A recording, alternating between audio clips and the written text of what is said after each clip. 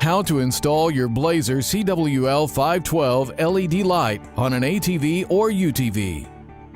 Because this is an involved process, it is recommended that you watch this entire video first before you begin your installation. Read the printed instructions for more information.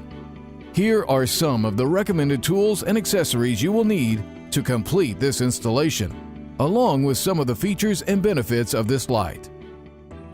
Note, this LED light can be installed directly to the vehicle using the existing bolts and nuts, or by welding the bracket directly to the roll bar or bumper as shown here. First, use the light and mounting brackets to determine where you want the light to be mounted. Then mark the holes at the desired mounting locations. Drill the holes in the marked locations. Next, using the supplied hardware, secure the mounting bracket and rubber isolators to the mounting surface. Once the mounting brackets are secure, firmly attach the light to the brackets using the supplied hardware. Now that the light is secure, we can begin the wiring portion of our installation.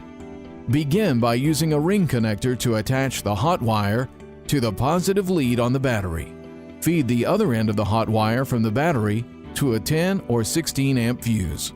From the fuse, run the wire to the dashboard by drilling through the firewall in a logical location that will not interfere with engine operation.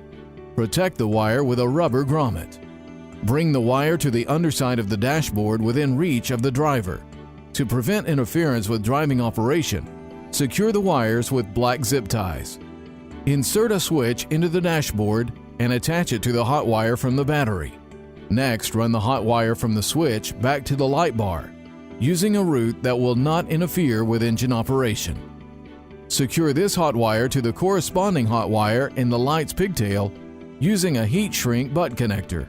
In the same fashion, use another heat shrink butt connector to attach a neutral wire to the corresponding neutral wire in the light's pigtail.